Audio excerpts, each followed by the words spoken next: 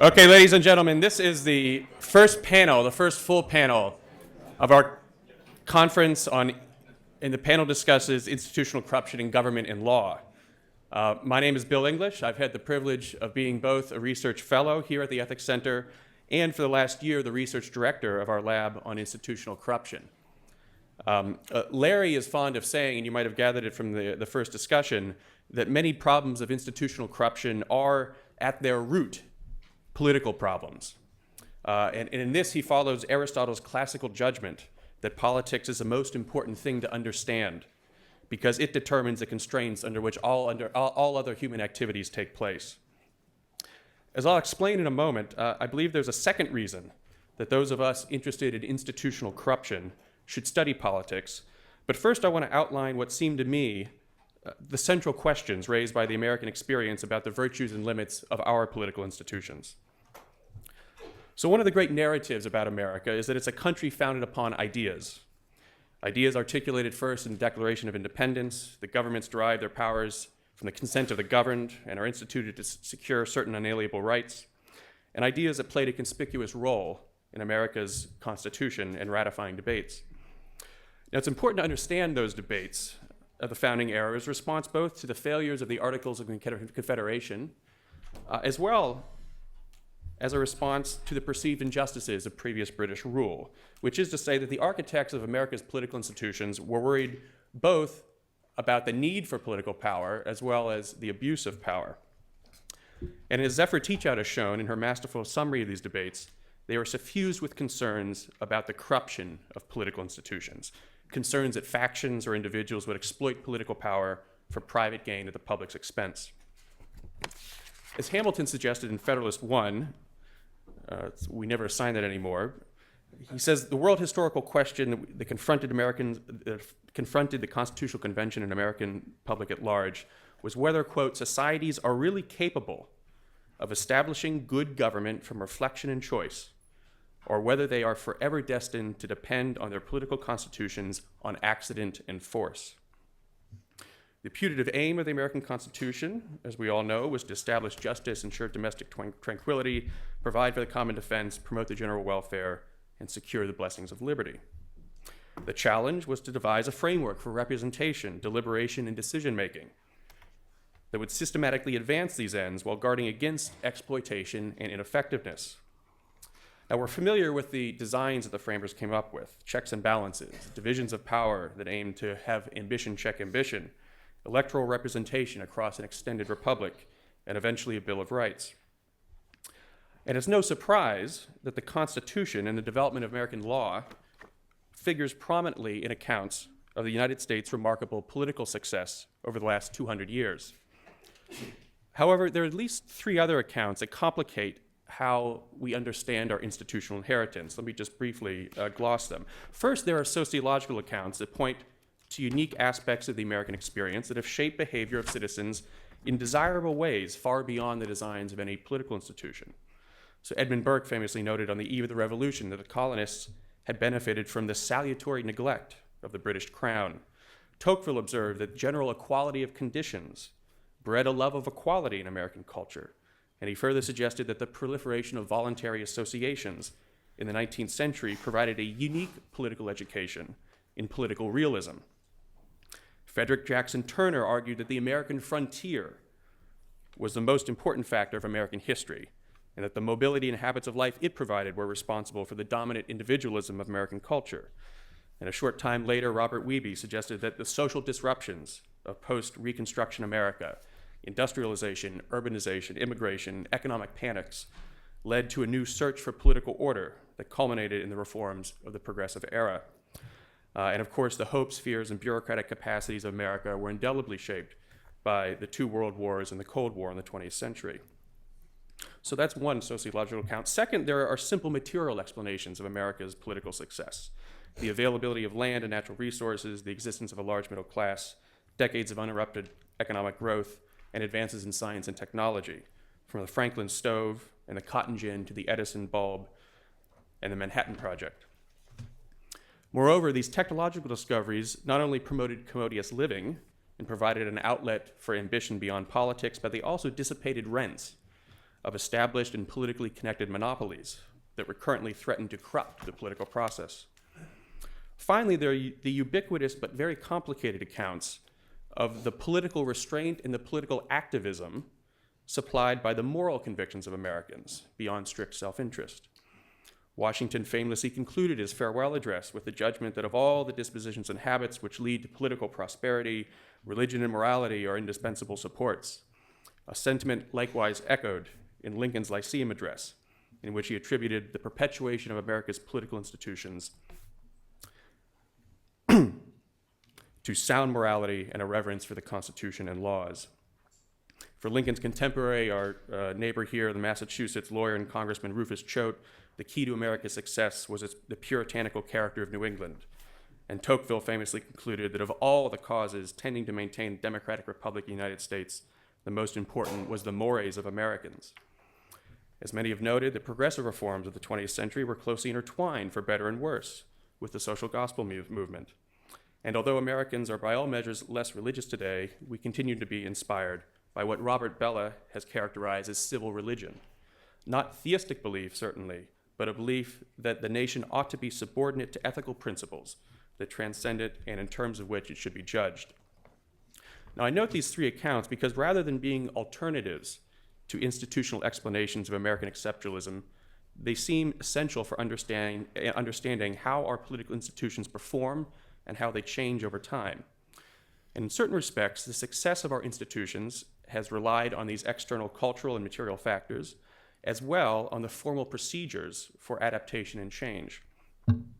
Despite our reverence for the founding, one of the most conspicuous features of the American political history at both the federal and state level is the repeated failure and reform of our institutions. Sometimes this reform is swift in response to immediate crises. Sometimes it comes through the slow work of public opinion and enlightened statesmen.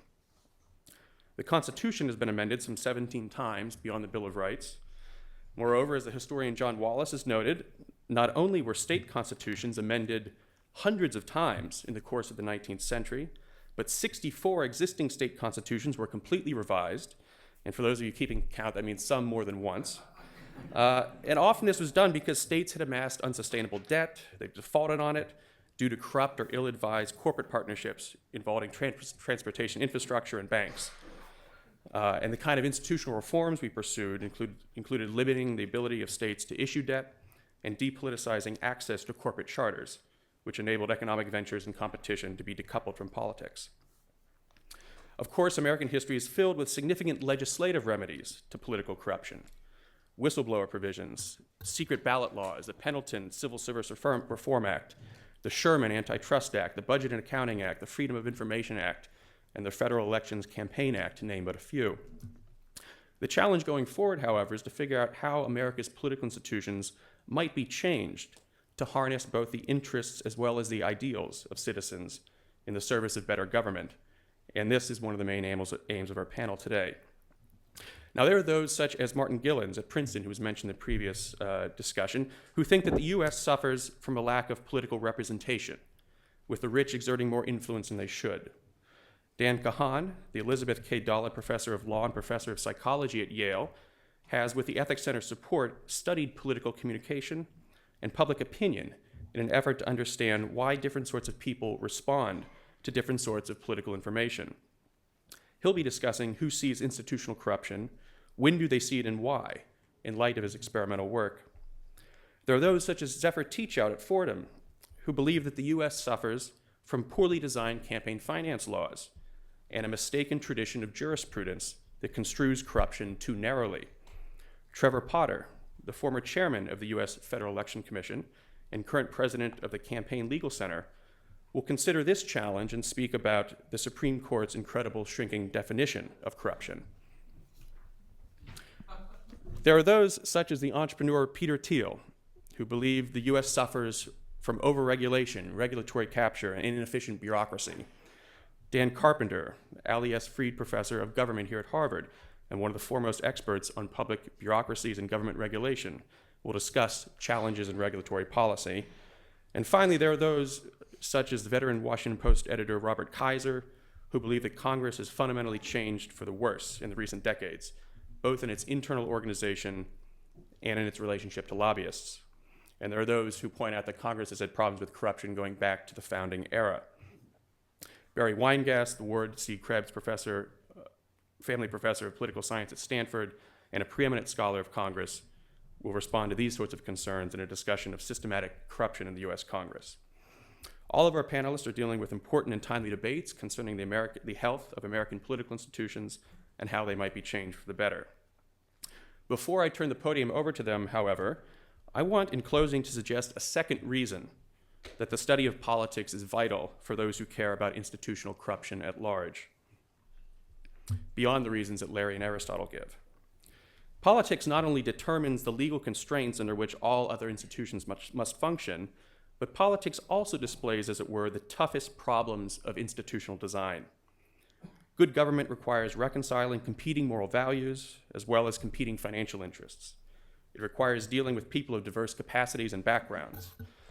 It requires creating rules as well as creating rules for creating rules. And it requires the ability to adapt coherently and responsibly to an ever-changing world.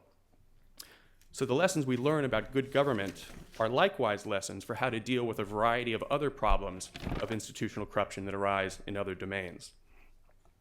Political institutions constrain us in some respects in order to free us in other respects. They provide systems that we all live by, cemented by formal rules and incentives, but these systems cannot survive without the ongoing exercise of informed and responsible human judgment. Political institutions are not only the most important institutions to get right, they're also the most difficult, because they concern, as it were, the entirety of human experience. Madison observed in Federalist 51, "What is government itself but the greatest reflection on human nature?" As we conclude our 5-year lab project here at the Ethics Center, I'm inclined to say, what is the study of institutional corruption but the greatest of all reflections on government?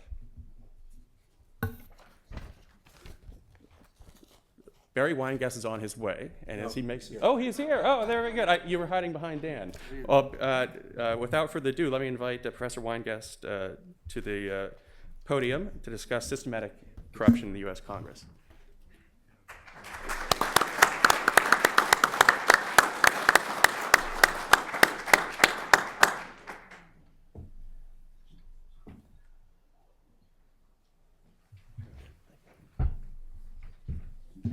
Well, thank you for having me. It's a pleasure to be here. I want to begin by talking about different kinds of corruption. I'm a little concerned, given the previous discussion, that this may be a little inadequate, but I want to just distinguish between two types. I think that one of the things about corruption is that there's probably more than one kind. And Wallace distinguishes between two. One is venal corruption. This is the one that's in the newspapers the most. It's the idea that individuals in the government sell their policy-making authority to members of the private sector, say. Whereas systematic corruption kind of goes the other way around. That's the way in which members of the government use economic policy making to manipulate economic actors, and in particular, manipulate them to support them politically, giving them less choice. And this turns out to be a really dangerous form of corruption, and it's rampant in the past and again today in the U.S. Congress. So certainly some venal, but historically, systematic corruption was a problem. When the colonists accused King George of corruption, it was not venal corruption, but systematic corruption. The idea that he would use privileges to manipulate the nature of British MPs, members of parliament, so that they would support him or else lose their privileges. Hamilton on the bank, as he's Secretary of Treasury and helping to form the first United States Bank, one of the things he says is an important reason for doing this is to make it is to cement these bankers as our allies, because they know the opposite party will take apart the bank, and therefore they by creating the bank, it would not only have economic effects, but it would have the political effects of helping to keep them in power. So in some ways, systematic corruption is worse than venal corruption because it ties specific elected officials and interest groups together, where both need each other to survive. And this sells out policy, as generally corruption does, and it typically prevents good policy making. And also, because there are the people, both inside and outside, that want to maintain this, it becomes a bulwark against reform. Now, Murray Edelman has actually a really bad book, but with a great title. He has another really great book, but this one, but I love the title, and it's called Words That Succeed, Policies That Fail. The idea is that policies have very important goals, but in practice they often don't work toward those goals, but often the opposite. We're all familiar with regulators being in bed with a regulated industry. That's a very common modus operandi of the United States government, and this is an example of why words succeed and policies fail. Now, historically, the American system was based on liberalism, the idea of limited government. One of the founding works of this, or classic works, is Louis Hartz's book, Liberal Tradition in America. And I want to suggest that that is a thing of the past, that notion of liberalism, and that Theodore Lowy at Cornell has written a very different story, a version of liberalism called interest group liberalism. And this is where policy is delegated from the entire system to small subcommittees in Congress, working with the interest groups and to create policy so that farmers have the most influence over any group over agriculture policy. The same for telecommunication firms with respect to telecommunications policy. And so this is a new form of liberalism, not related to the traditional form of liberalism in spirit, that has systematically affected the nature of our policymaking process and Congress in particular. So this is not about Democrats versus Republicans. This is about the Congress. Both parties do it. And that's part of what makes it difficult. It's not a partisan effect. It's a systematic effect having to do with incentives for political officials. So what is to be done? Well, one is, a key part of the problem is the nature of privilege. And an opposite aspect of privilege is open access. Let me explain in the context of incorporation what those two mean. So right now we have, with respect to corporations, since the 1840s, we have general incorporation. Forming a corporation is a little bit more complex than getting a driver's license, but in some ways they're very similar. That is, you don't need to actually go get permission to somebody who has who will judge whether your your application for the corporation is in some ways appropriate. Whereas prior to general incorporation, there was special incorporation. That is, each corporation required either a special act of the legislature or an act of the executive, the king in England, or Britain rather, and the president of the United States. And so that meant that there was often great negotiation over the nature of the corporation, and so that in order to get the privileges of forming a corporation, say to build a road and charge tolls, often there was political exchange involved. Well, the road might go there, but maybe it would be your application for the special corporation would be more likely to succeed if the road went this way instead of that way. And this way happens to benefit some constituents of those that are in Congress making or the state legislature making the decision. This was a big form of corruption in the early part of the 19th century, and how was it ended? It was ended by creating open access to corporations. That is a general incorporation law that said anybody could form a corporation, and that no longer needed special privileges that allowed this negotiation for privilege and for systematic corruption in every single case. So another important part, of course, is more transparency. Education. The more people understand the nature of this, and especially the nature of both systematic and venal corruption, the more likely it is to be exposed and to be understood. Better understanding and the frequency of this and the nature of how it works is very important, as is highlighting and challenging cases of corruption. And so let me end with an advertisement. Larry Lessig and the Edmond J. Safra Center for Ethics. Thank you very much.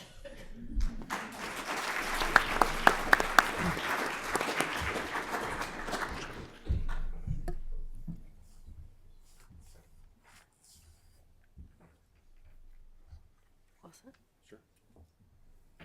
This is the, yes, and this, yes, there's even a laser pointer, which is the bottom. got it. Greetings and Thank you to Larry and to the Center for Ethics for hosting me. I'm going to try to avoid death by PowerPoint here, both my death and yours. But after the week I've had, and if you can view me a little more closely, I'm not exactly fully shaven. It's the case that without this prop, I will have neither the power nor the point. It's just one of those days. So, I just want to talk about challenges in regulatory policy. Most of the work that I did, and I'm very grateful for the support of the Safra Center for Ethics, was on empirical studies of regulatory policy, especially in the area of health and pharmaceuticals, a tiny bit in the area of financial regulation. I'm going to talk today less about the empirics and more about some theoretical ideas. When we talk about the politics of regulation, we usually talk about capture. Right? That's the term that gets thrown around. And I want to suggest to you very briefly today that, number one, you might want to take a look at a recent book that was also actually deeply indebted to the dialogue at the Edmond J. Safra Center for Ethics, but was released with my colleague David Moss at the Tobin Project on rethinking regulatory capture, and I'm going to give you some of those ideas today. And the second thing is that my sense is that capture has become such a ubiquitous term as to lose much of its utility for what we're talking about. And I'm going to tell you that in many cases, what we call capture, there's often weak evidence for, and the kind of capture that goes on or that's discussed in the academic literature is often orthogonal to the kind of capture that we ought to care about or that we potentially see even when we think about, say, the run-up to the financial crisis of 2008. So the problem with capture is that we often say that an agency or a policy has become captured as if that were a binary state of affairs. Oh, well, that agency has simply been bought at some level by special interests. In reality, it's not like pregnancy. You're not either captured or you're not, but there are different degrees of influence. Special interest influence that often divert regulatory policies from achieving their general interest objectives, right? And that means that at some level, if we take this idea of a more continuous degree of influence, that number one, it may be hard to get rid of entirely, and that to some degree we're always going to be living with some of it, but that means that if we diagnose capture in a given body of regulation or administrative body, the de facto answer is not what some scholars were calling for 30 years ago, which is that we should just deregulate entirely, right? Which is to say we can prevent, ameliorate, try to manage capture, obviously minimize it, but understanding that it's a real world problem, every bit as human as the kind of things that Bill was talking about. The other problem, I think, is that there's an older literature on capture that looks at sort of the construction of entry barriers that incumbents in a given economic arena use to keep out newer, smaller, more nimble competitors, right? That was the kind of capture pointed to by Gabriel Kulko. That was the kind of capture pointed to by my late colleague Sam Huntington, and later by Marva Bernstein, and popularized in economics by George Stigler and the Chicago School. There's two problems with a lot of the kinds of capture inferences, however, that are made. The first is, I think we need to be very clear that sometimes there are political forces shaping an agency, right, that come from without the agency, that happen to do with our system of representative government, right? Agencies are politically constrained. Barry Weingast has been at the forefront of this literature, along with his colleagues Matthew McCubbins and Terry Moe. So this is often the counterfactual I give. If, for the next 5 successive presidential election cycles, we saw clones of George W. Bush or Scott Walker elected to office with healthy Republican majorities in Congress, we should not be surprised that highly business-friendly policies or deregulatory policies would be followed under that counterfactual. I'm not saying they would be good policies, but to call that regulatory capture would be to deny the idea that, in fact, these are ultimately creatures, our regulatory agencies, that are responsive to law and the will of the people. We could talk about problems with elections and other things, but it's not regulatory capture. Same thing as if we saw certain kinds of protectionist policies under liberal or left leadership. The evidentiary second weakness is that a lot of the patterns that have been adduced for capture in the literature, and this is in political science, economics, history, and other areas, are often observationally equivalent to and better explained by other patterns. And I'll point to some of my own work on this that I did as I was coming into the Safra Center, some mathematical modeling and some studies of the FDA, which suggests that, yes, it's true that large firms at the FDA tend to do better than small firms, but the better explanation, once we sort of test different explanations in the data, actually has to do with the way that the FDA builds relationships of knowledge and trust with different firms. There may be a capture problem, in other words, in pharmaceutical regulation, but it's not large firms versus small firms. It's probably the entire industry vis-a-vis consumers, right? The alternative model I'd like to discuss that I think is useful, and it appears in the third chapter, I believe, of the Carpenter-Moss volume Preventing Regulatory Capture, is what's called cultural capture. And the idea is this. The usual model of capture in political science and economics is that of an implicit contract. Think of the revolving door, right? I'll do work for you, I, the regulator, will do work for you, the firm, right, in terms of lowering enforcement, giving you goodies. You will employ me, right? And this, of course, can't be an explicit contract, at least in the US, it's outlawed, but you will employ me afterwards. That worry that we have is that the idea that there's some degree of understanding, contractual understanding between the regulator and the firm such that people flow back and forth across that boundary. Kwok, James Kwok, a professor of law at University of Connecticut Law School, actually asks whether culture happens by shaping the cognition of the regulator. The ideal capture, he says, is where there's no bribe at all. It's actually quite cheap, but where the regulator ends up approaching the problem with the lenses, assumptions, frames, and methods or preferences of the regulator. And this may happen when lawyers, economists, and lots of people in this room are subject to capture and go to work for agencies. There are certain kinds of implications of cultural capture that I think are really fascinating.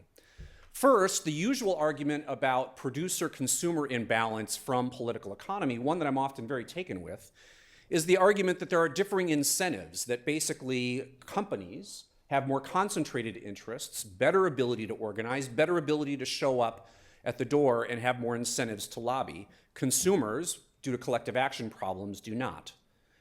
The argument here is not inconsistent, but it adds another mechanism. In order for any regulation to happen, most of it in our modern world, an organization has to act upon another organization. An organization of the state has to act upon an organization that mobilizes private capital, right? A firm.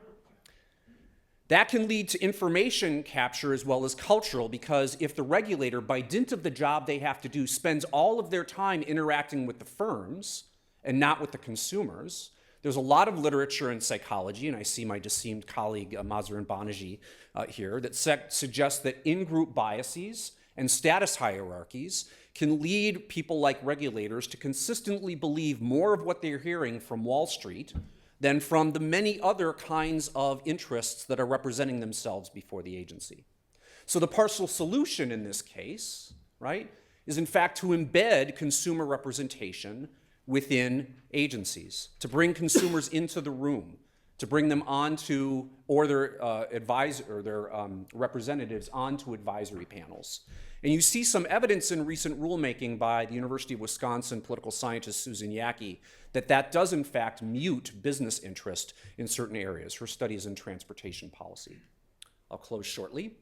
The problem, of course, with this account, and I encourage those who are interested in looking at the future of institutional corruption and cultural capture, is that we need more evidence here. This is a brilliant theory by Kwok, and I think it conforms to a lot of what we think we see. But as with all such theories, I think good social science has to be tested in the larger laboratory, historical and observational laboratory of politics. But let me say that I think it also points to other possible policy implications. If, in fact, cultural capture is existing, capture might not be so much protection, which is to say capture that raises the regulatory bar, as much as what I've called elsewhere corrosive capture or deregulatory capture, where an entire industry attempts to lower the potential public good aspects of regulation, such as environmental enforcement. I'm not saying that's necessarily a good thing. I'm just saying a number of firms have it in their interest to lower those barriers. Another possible policy implication would be diversifying appointees, right? Again, if the idea is that firms are dominating or industries are dominating regulators by simply being the only voice, the only lens, the only vocabulary in the room, well, then you ought to diversify the set of ideas at stake, right? And that would mean that, we ought to probably put Joe Stiglitz on the SEC Advisory Committee, for those of you who've been following, but we probably also ought to put Charles Calomiris, a prominent financial regulatory conservative, including lots of different kinds of social scientists on panels, such as those with psychological, sociological expertise, and things like that. And the final is, if we're concerned about who's spending time with whom and the imbalances there, as we are with, say, the work of Rick Hall at University of Michigan, buying time and lobbying as legislative subsidy, we probably ought as social scientists and as policymakers to focus much more in a laser-like fashion on what is the regulator's allocation of time. Right? A very fascinating study by Asamoglu, Kwok, and Johnson that looks at, say, basically Timothy Geithner's Rolodex in the years before he was appointed to Treasury Secretary. Guess which firms you could predict benefited heavily on the day in terms of abnormal returns in the stock market when he was announced as the nominee for Treasury Secretary. Those very firms that had been best represented in his term on his Rolodex in his term at the head of the New York Fed. So again, at this level, it's preliminary, but I think it's an important alternative model that we need to consider. It gets us out of the rut of thinking about capture like we think about pregnancy. It exists or does not. And it gets us beyond some of the stale debates that I think we've had in political economy in some areas of the study of regulation in recent years. I'll conclude. Thank you again for having me. Thanks to Larry and a wonderful 5 years.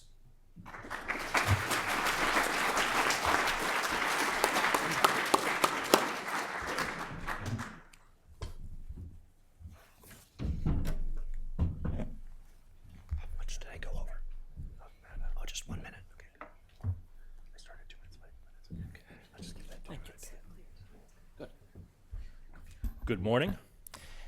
In the area of election spending, campaign contributions and expenditures, the court over the last 40 years, the Supreme Court, has grappled with the perceived tension between the First Amendment free speech clause, which it has interpreted as including the right to spend money, and the regulation of corruption.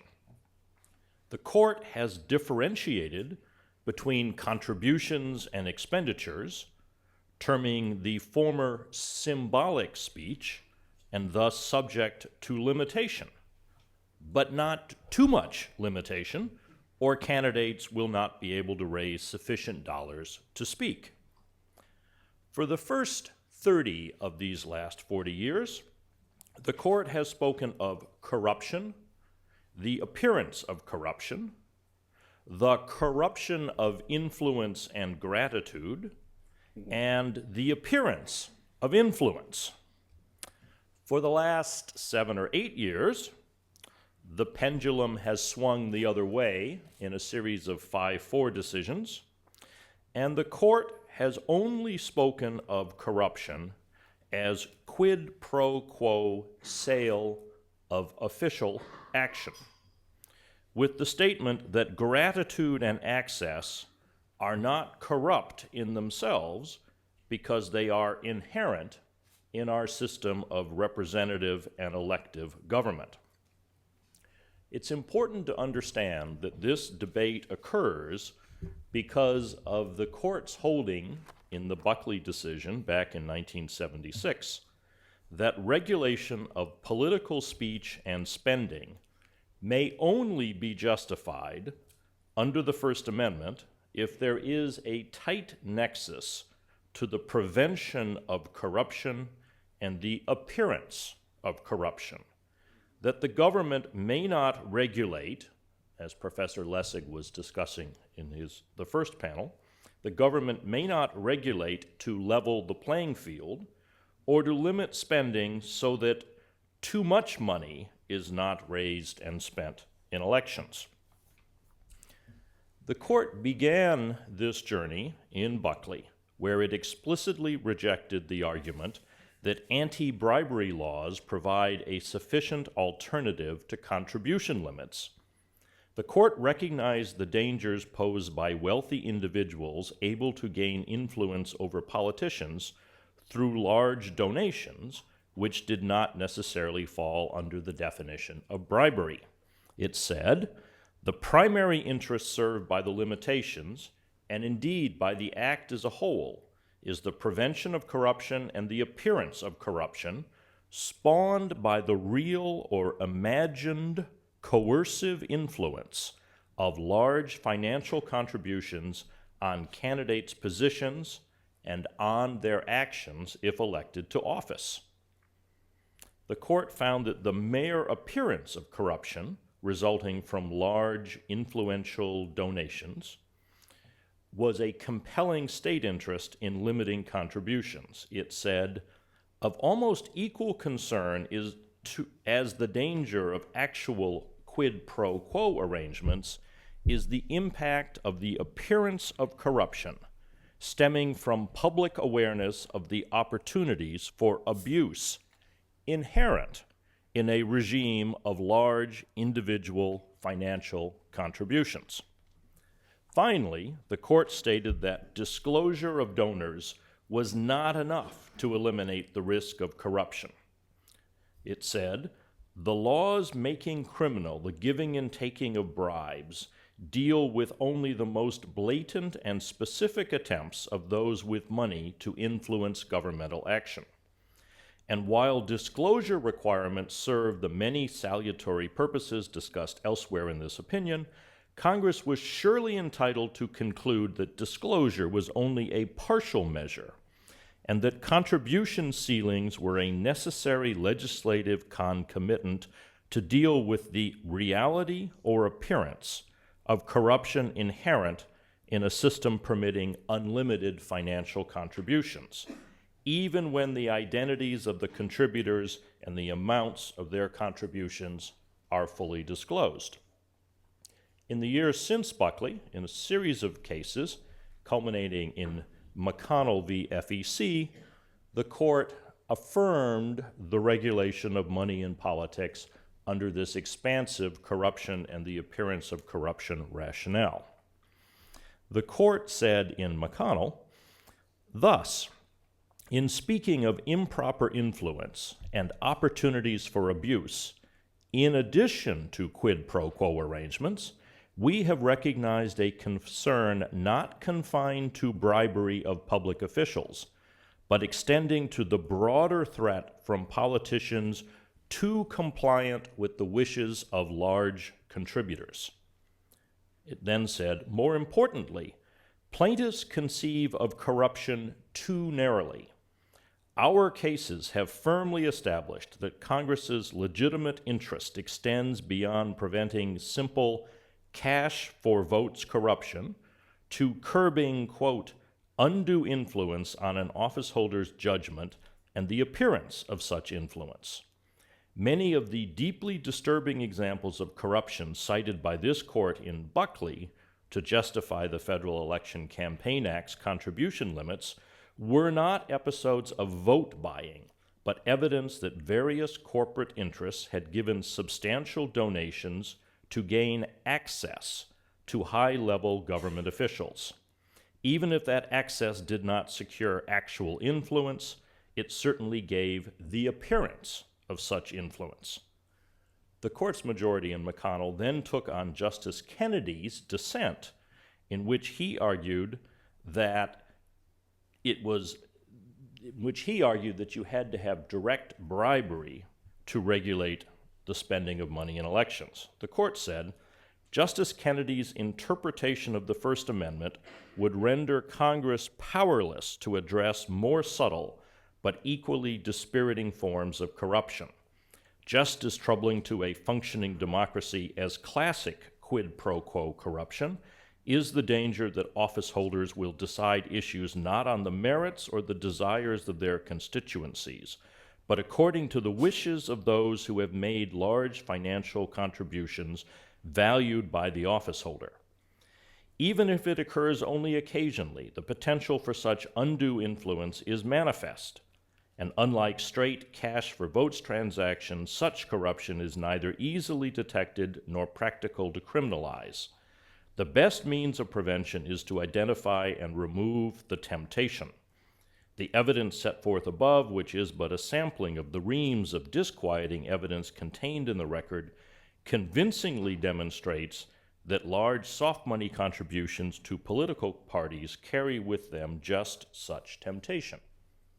Now, that decision was 5-4. It was the swan song for Justice O'Connor, who then retired.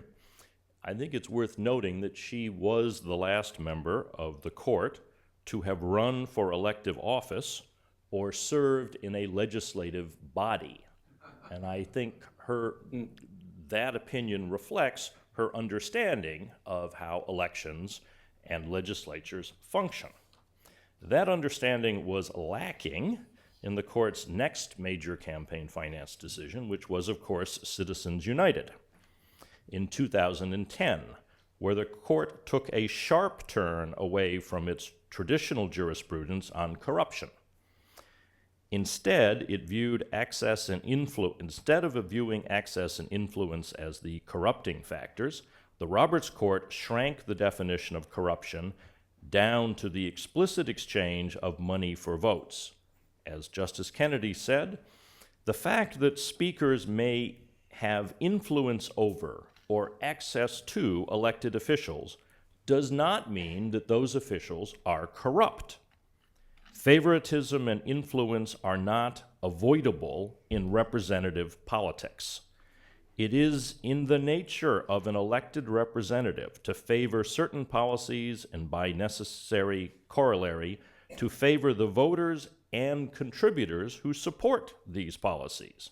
It is well understood that a substantial and legitimate reason, if not the only reason, to cast a vote for or to make a contribution to one candidate over another is that the candidate will respond by producing those political outcomes that the supporter favors. Democracy is premised on responsiveness. Justice Kennedy then concluded, in an unsubstantiated statement of fact, clothed as a legal finding, that, quote, the appearance of influence or access, furthermore, will not cause the electorate to lose faith in our democracy. In the last term, the court's last term, in the case McCutcheon v. FEC, a challenge to the aggregate contribution limits to party committees, Chief Justice Roberts continued this line of stating that only quid pro quo exchanges are to be considered corruption. The Chief Justice said, quote, spending large sums of money in connection with elections, but not in connection with an effort to control the exercise of an office holder's official duties, does not give rise to such quid pro quo corruption. Nor does the possibility that an individual who spends large sums may garner influence over or access to elected officials or political parties.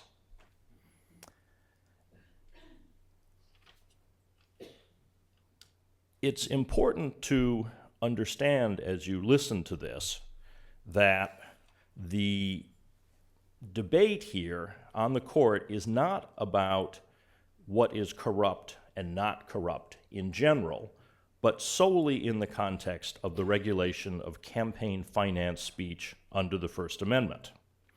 Corruption is being narrowly defined by 5 justices to avoid providing a constitutional basis for regulating money in politics. This was confirmed by Justice Roberts' opinion this week in the Yulee decision out of Florida, where he held that judges are not, quote, politicians even if they run in elections. He found the state has an interest in preventing the appearance of the sale of access by judges through their solicitation of campaign contributions. He said that judges are supposed to be seen as impartial as well as actually being impartial. The converse, apparently, is that mere politicians are expected to be responsive to their donors. That is the nature of our political system. This is good news for those concerned about corruption in our judicial system. Less heartening news for those of us who were concerned about the other two branches of government. Thank you.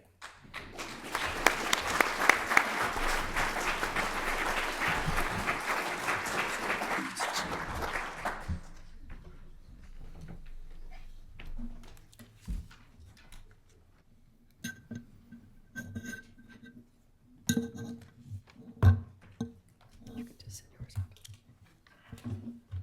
Can I just go with the VGA? Straight to VGA? Yeah. That'll do.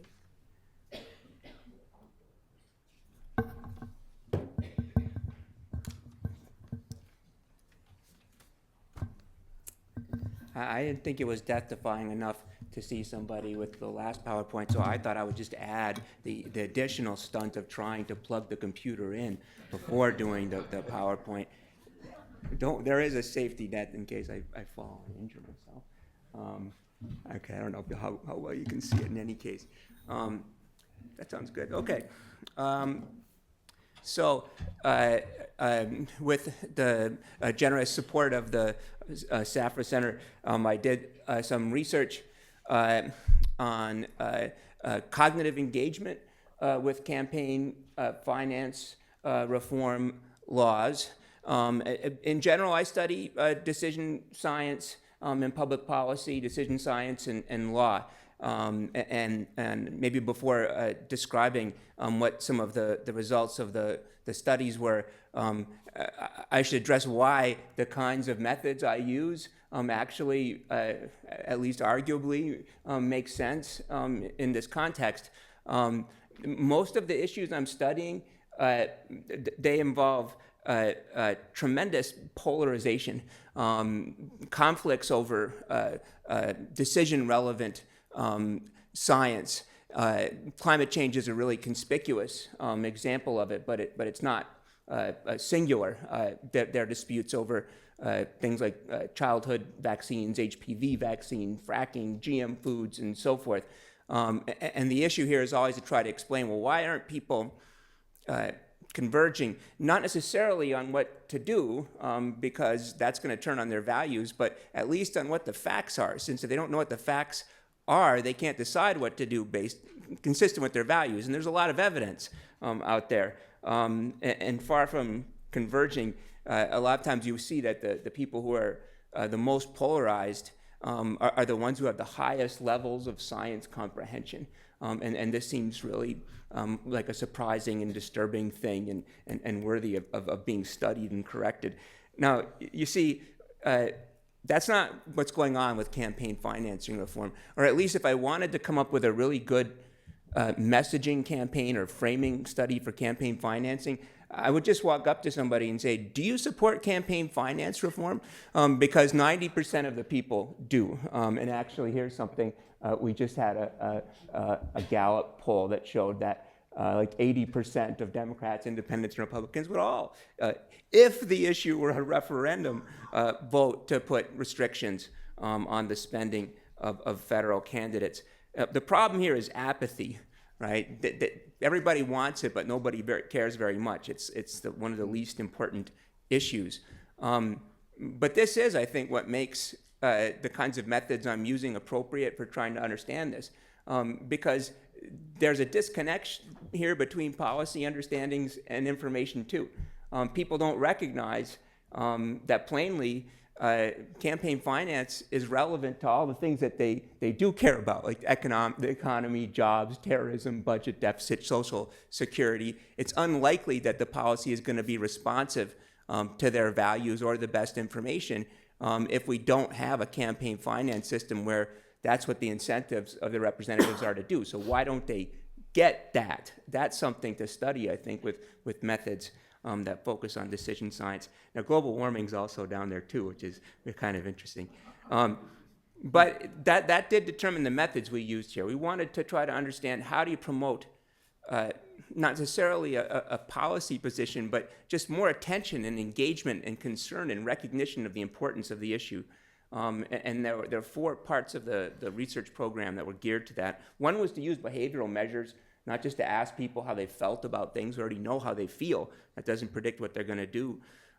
The other was to try to stress connections between what they do care about and campaign finance, but to do this third through focus on narrative and not just straight argumentative exposition, because people are narrative processors. They don't pay attention, they don't understand if you don't use stories.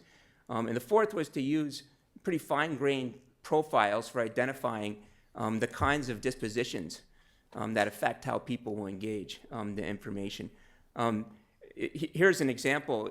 We would after, well, either not exposing anybody to information or exposing them to information, give them the chance either to keep some money to use for their own purposes or donate it to some cause, like Mothers Against Drunk Driving, Red Cross, or Center for Responsive Politics, which is involved in campaign finance. About 50% of the time, nobody would give the money away anyway, but only about 5% of the time, if they didn't have any kind of treatment, would they be giving the money to Center for Responsive Politics. So we just tried to see if we could change their motivation by connecting issues that we thought one or another group might care about to campaign finance issues. These are just example of kind of narratives that were embedded in newspapers, a Congress or a state representative standing up to the NRA, the big oil, they look like the cigarette manufacturers, or look at how, that big windfall you get from slipping and falling and so forth.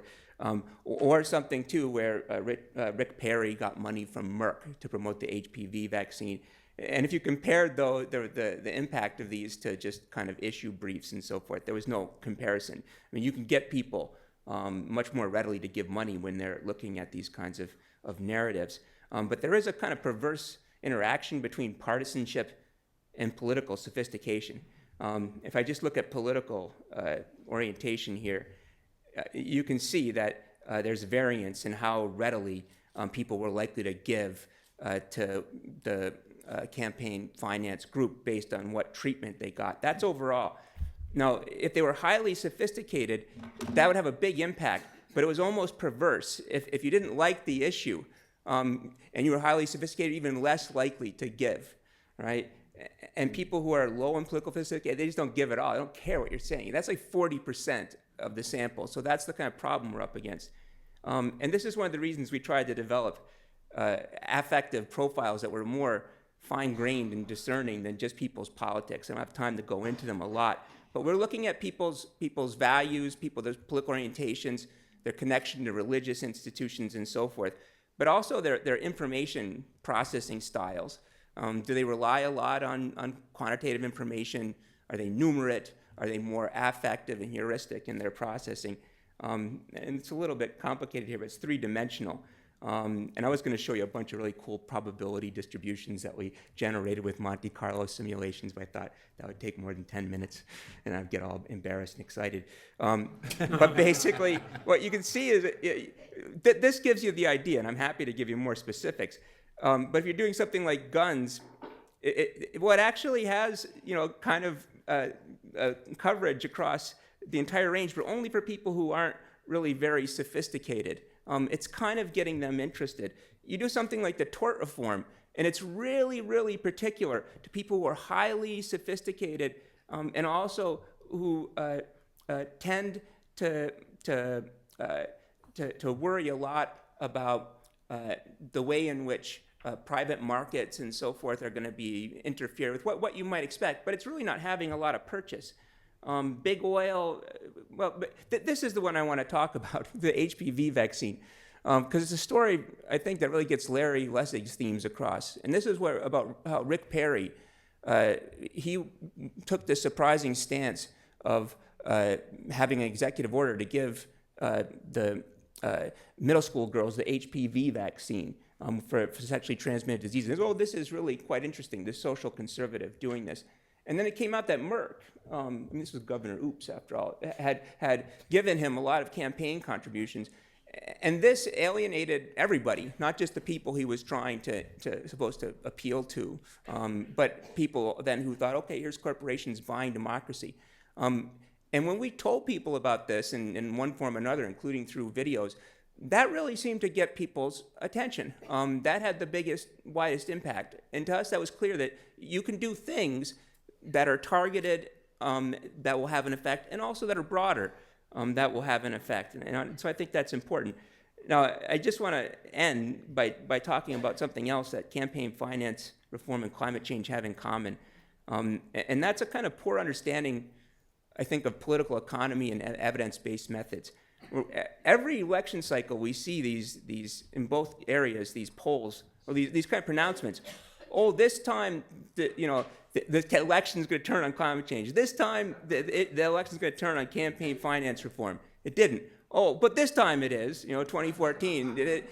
And these are usually polls being done, sometimes they're vanity polls where advocacy groups who think that they can get people to believe that something by telling them they already believe it. But a lot of times, too, it's by marketing firms that are just basically telling people what they want to hear, which is, oh, everybody wants your issue, so just emphasize it and work. That's not true. That's not the way the political economy works.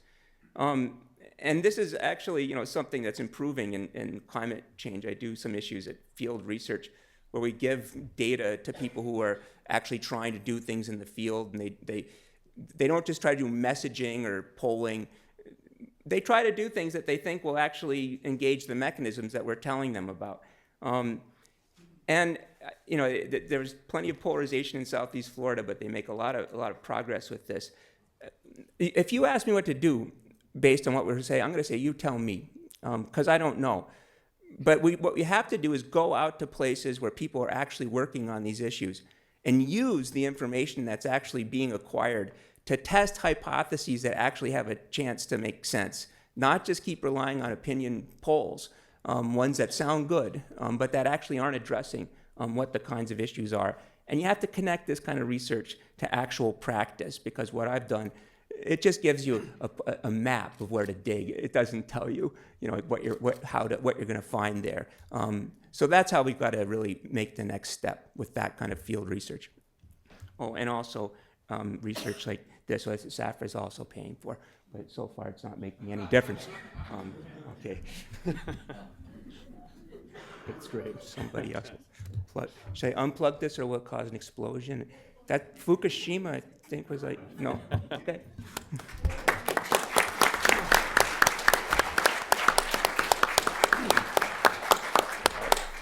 Thank you to our panelists. As you notice, we're all speaking quickly, and that's going to be a theme for the entire conference, that we're trying to pack a lot into these 2 days. But we have reserved, we have at least 15 minutes for discussion, for questions. Given that it's only 15 minutes, I'd like to encourage our panelists, if they have anything to say to one another, to incorporate it in the context of their responses to the questions. So the microphones are open on both sides of the room. We'd ask that you come up and approach the microphones to ask a question if you'd like.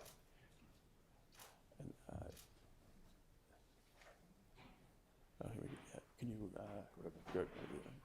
Yeah, thank you. Is this working? Yeah. Yeah.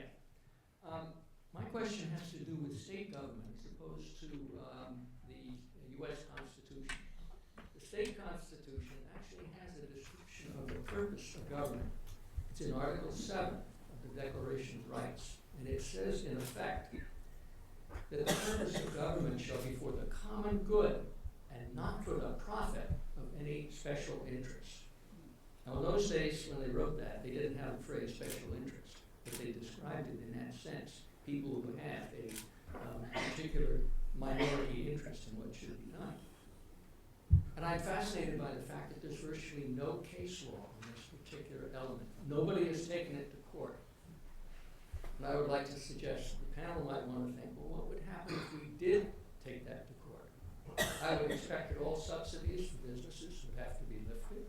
A whole bunch of things like this. but it's an absolutely fundamental guidance to me as to what is corruption and what is not. And could the panel comment, please? I'm going to suggest we take 3 questions, have them on the table, and that will give everybody a chance to think of responses as they go around. So, 2. Do you want my name or? Oh, yes, please. Shelley Morse from Concord. And my question is primarily for Mr. Carpenter, but it applies to almost everything. If we went back to what was true about 50 years ago, we would not have ever allowed the advertisement of drugs, either for recreation or for doctors' recommendations or for over-the-counter. It was simply illegal. Mm-hmm.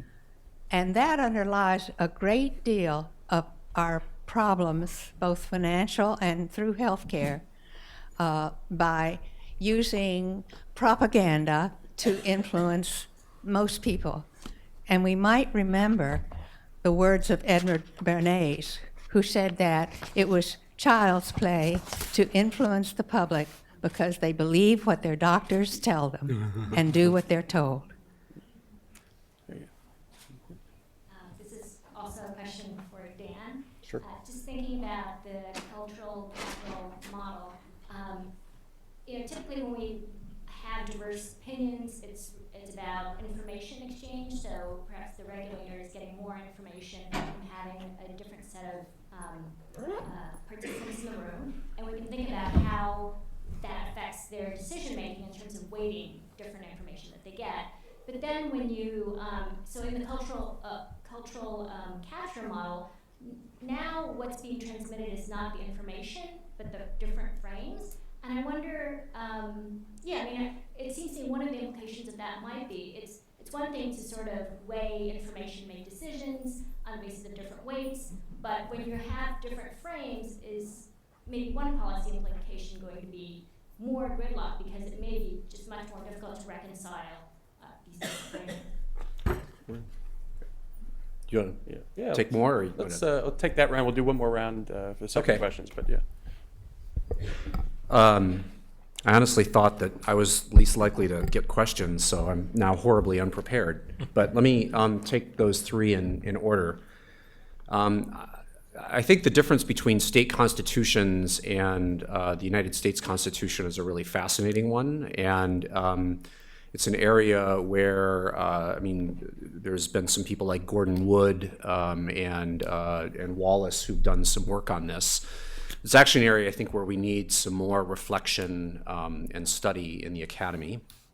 I think part of the energy or principle you're referring to about common interest above special interest was referred to by my colleague out west, Barry Weingast, in talking about general incorporation principles and things like that. The only slight difference or amendment I might make is that it wasn't simply a tradition of liberalism in the era of state constitution building in, say, the 1770s and 1780s. If you read Gordon Wood, it was also one of republicanism. Republicanism, small r, as representative government in the interests of the people writ large. Now, you could criticize that era of constitution making in the way that at some level Wood does, by assuming or by criticizing its assumption that the public has homogeneous views on essential political matters. That was one of the views of the people writing the state constitution of 1780, John Adams and others. But I think there's more. The idea that the Commonwealth was above even the sum of individual interests, that we wouldn't, say, for instance, approach social welfare as we would today, say, Pareto optimality in economics, or at least that we wouldn't approach it only in that way. I think there are a lot in those early constitutional traditions that remains underdeveloped in our legal discussions about what our political traditions are and what the weight of the law is. Shelley, your remark is well taken. I would say, I approach this as somewhat of a kind of a moderate I think I worry, as you do, that there's a lot of bad healthcare decisions being made by virtue of pharmaceutical advertising. There is a little bit of research on this, and it does suggest that people's awareness of, for instance, mental health issues, their own and others, has been perhaps enhanced by the advertising of different kinds of drugs, such as selective serotonin reuptake inhibitors, SSRIs, and others. All right, and some people would argue that those are benefits, plausibly. In other areas, and I think the easiest case is to point to Vioxx, which in and of itself was not a deadly chemical, but was heavily overused by people who shouldn't have been using it, partly because of what you're talking about, is there. So I guess I would just say I would prefer a regulation of not unlimited, but a more regulation of these in cases where we have good evidence on the effects of the drug. Right now, we probably don't. I'm not sure I would necessarily go back to the pre-19. There was an important rule change at the FDA in 1992 that opened the gates for this, actually in ways that the FDA really hadn't anticipated. I'm not sure I would go back to the pre-1992 status quo, but we can debate that another time. On cultural capture as producing gridlock, possibly, although I think informational capture might do it as well. And in some cases, such as you could point to things. I'll just take a position here for the sake of argument. The repeal of Glass-Steagall or rules that undid some of the boundaries between depository and commercial banking, or preemption, state bank preemption at the Office of the Comptroller of the Currency. It might not have been a bad thing had some of those rules been held up by diversifying the set of frames and vocabularies in the room. I'm going to ask that we take the three remaining questions, and I'll invite all the panelists to have a final remark. I'm Mike Flurman. I'm a network fellow here at the center. My question to the group relates to something that strikes me about capture in particular, and corruption in many respects generally, which is that it seems to often be very closely intertwined with the human impulse towards sociability. That the way you capture people and the way you corrupt them is you appeal to their desire to have human relationships and to have good human relationships with other people. And I'm wondering what your thought is about that as an issue, that the idea that the problem arises out of an aspect of humanity, which is essentially a positive aspect. It's an aspect that we try to accentuate over our sometimes tendency toward hostility, and it's a key part of what makes self-government possible. And then I guess one other element of it that I also would just like to raise and see your reaction to is that it seems like, in my observation, that in especially in elite academia, there is a very strong emphasis in training students at a place like Harvard Law School, where we are right now, for example, to focus on the value of their network as a key driver of their career success. And it seems like there's very, very little thought about how that sort of pro-social impulse that you're trying to nurture itself can lead to corruption by promoting essentially cronyism. Okay. Great. Hello, my name is Jocelyn Lunens from HEC Montreal in Montreal, Canada. So my question is, I like the concept of cultural corruption, and I would like to just point out a case that happened in Montreal, which is still happening, about corruption at the municipal level, which involves a mafia-like organization who captured the regulators into doing and giving contracts to certain firms. So I would like to ask if you have any ideas, suggestions about solutions when beyond this cultural capture, it evolves into threats given to, it's just an incremental relationship, which starts with cultural capture, I would say, and leads to these threats to their lives, the lives of their children, and stuff like that. Thank you. My name is George Mokray. I publish a weekly that looks at what's happening at the colleges and universities and the community about energy and other things. There's, I want to make this comment, and not just to the panel, but to everybody, and in particular to Larry. What I'm hearing here is about a system. And what I would suggest is that we think about Gödel's theorem, that you can't define a system, everything within a system, without going outside the system. And let me give a couple of examples. Recently, I've been reading, well, over the past few years, Lawrence Goodwin's work on populism and on solidarity and the poverty of democracy in the United States as opposed to during the populist era and in relationship to what happened in solidarity and the build-up from 1948 to what happened in 1980 and beyond. I've also done some work with Gandhian economics, and I'm convinced that we've got Gandhi wrong. We look at political nonviolence and the techniques that he used as his ultimate goal. And I don't say we have 3 minutes left, so if you can praise it in a question. Well, it's not a question. It's just saying, how do you get out of that? How do you get out of that system that we're stuck in? And you can't do that by being within the same system. So in terms of Gandhian economics, I've asked civil rights leaders like John Lewis and Bob Moses, did they ever study Gandhian economics while they were studying Gandhian nonviolence? And they never did. And in relationship to climate change, solar is civil defense, right? There are ways to talk about climate which don't lock you into that. Climate change is existing, climate change doesn't exist. Climate change is anthropocentric, and it's not. There are ways to get out of that argument if we think about it, ways of getting out of the perverse system. So there's profound questions on systems. So let me, in this very last 2-3 minutes we have, invite any final comments and remarks that the panelists can make. Yes?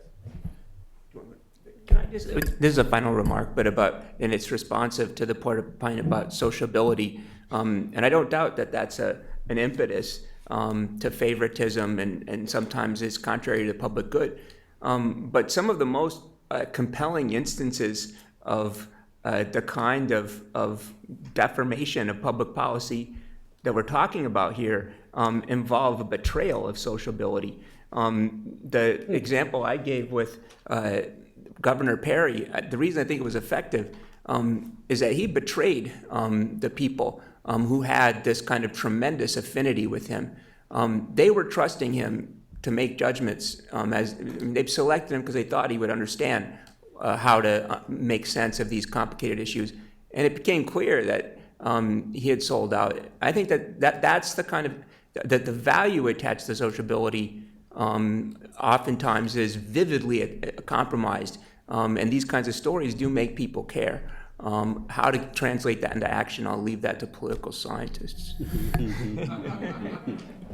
I thought the comment about human sociability and the natural inclination to be likable was very relevant to the current debate on the Supreme Court about whether the sale of access is itself a form of corruption or just a natural effect of our campaign finance system. It may be a natural effect of our human sociability, because if you talk to people in Washington who are in the world of making contributions and lobbying and seeking time with members, they won't say that they're buying access. What they will say is they're building a relationship. Exactly.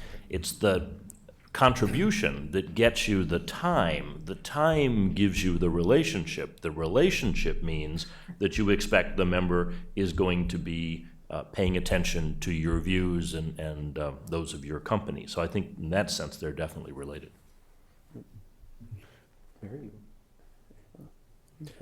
I've spoken enough. I just will say, for those of you interested in the sociability question, I highly recommend, and I'm hawking shamelessly here, James Kwok's chapter, not my chapter, James Kwok's chapter in the Preventing Regulatory Capture goes into a lot of the things. And Dan Kahan's point is really well taken. I think the key here is that, you know, some of the solutions that have been discussed in terms of sociability, again, building in sociability, harnessing that force of sociability for the general interest, not for special interest, which is to say building in a wider array of voices into the discussion that goes on, rulemaking, a whole range of things.